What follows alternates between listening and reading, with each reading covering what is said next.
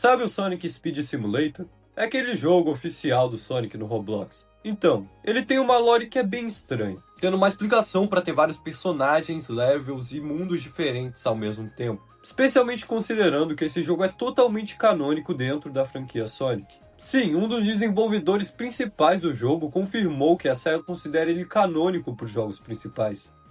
E mesmo isso não parecendo fazer nenhum sentido à primeira vista, existem sim motivos para que esse jogo oficial de Roblox do Sonic seja uma peça legítima da cosmologia multiversal da franquia, atuando como um verdadeiro hub dimensional onde diferentes linhas do tempo, universos e realidades convergem de forma controlada.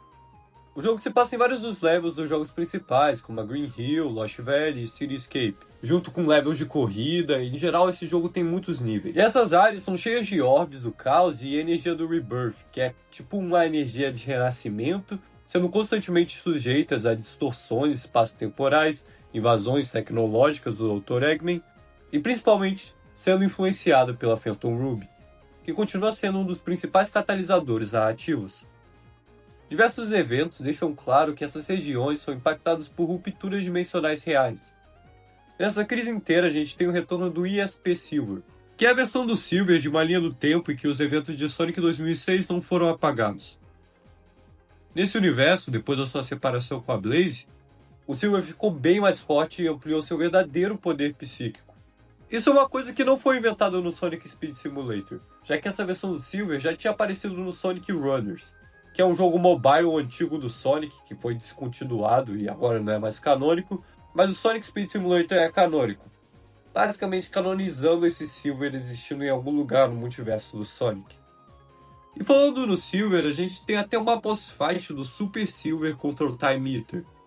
Sabe, o boss final do Sonic Generations, que por algum motivo retornou, não sei porquê, mas o Eggman não tá controlando ele dessa vez. Então ele tá totalmente descontrolado, querendo destruir toda a história. Que é uma coisa que a gente realmente deveria ter visto nos jogos principais, considerando que o Silver é um viajante do tempo, né? Então faria sentido ele enfrentar o Time Eater. Já que o Silver é o meu personagem favorito de Sonic, é meio triste que esses momentos maneiros dele vêm de um jogo do Roblox. Mas olhando por outro lado, é demais ver ele tendo esse foco especial, mesmo que seja só no Sonic Speed Simulator. Mas enfim, no Sonic Speed Simulator dá pra jogar com vários personagens diferentes. E assim a gente pode ter múltiplos Sonics correndo pelo mapa.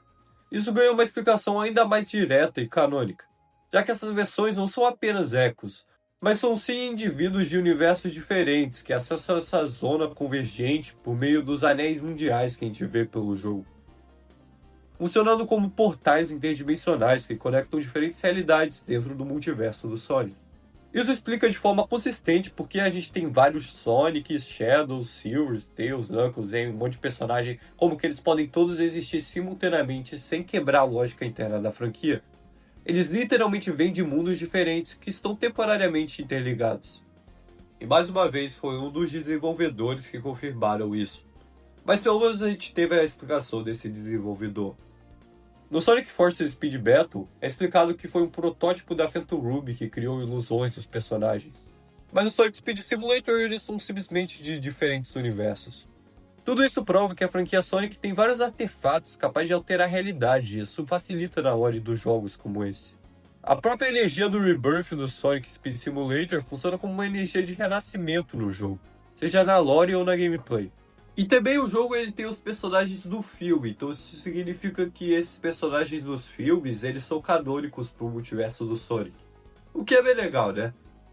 E ao longo dos eventos, o Dr. Eggman continua sendo o principal antagonista explorando essas anomalias.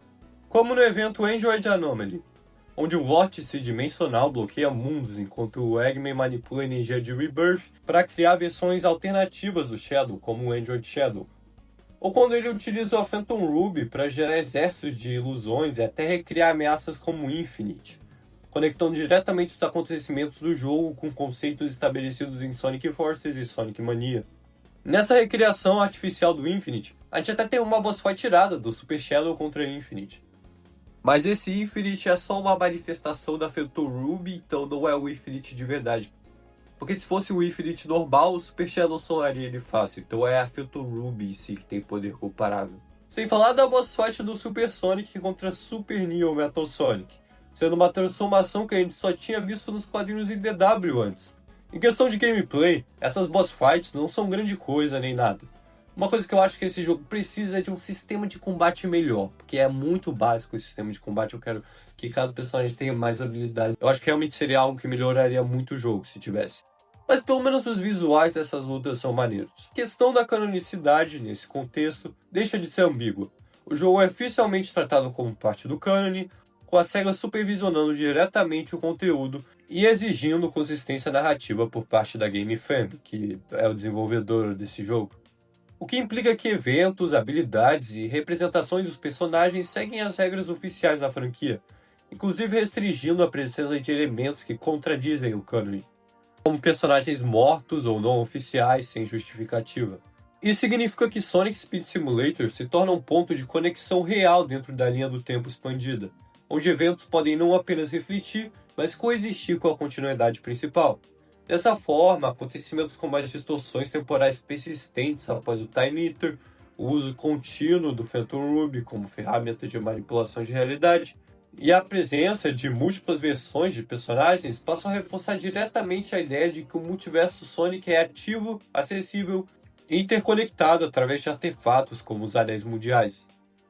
E sim, eu sei que esse jogo tem vários problemas, ele pode ficar bastante repetitivo, com você pegando orbes de novo, mas eu também acho que isso faz parte do charme dele ter esse loop aí. E eu também gosto simplesmente da variedade de skins, de veículos, de um monte de coisa que você consegue no jogo. Eu acho que é bem legal ter tudo isso em um só jogo de Sonic. Também poder jogar ele em multiplayer, eu acho que isso é um detalhe bem maneiro. Mesmo que também tenha aqueles elementos gacha lá de roletas, coisa aí que eu realmente não gosto, eu nem interajo com esse tipo de coisa. Eu decido só ignorar, mas assim, não é muito legal. Mas eu tento jogar a parte principal do jogo e eu acho divertido pela maioria da parte. Só que com a lore envolvida em cima da gameplay, o Sonic Speed Simulator deixa de ser apenas um experimento narrativo e se estabelece como um núcleo canônico de convergência multiversal dentro da franquia, onde diferentes realidades colidem, expandindo de forma concreta os conceitos de viagem no tempo, dimensões paralelas e coexistência de versões alternativas que já haviam sido desenvolvidos em jogos passados, como o Sonic Generations e também o Sonic Rush, colocando o multiverso como um elemento primário da franquia do Sonic. Algo que eu pessoalmente acho bem maneiro.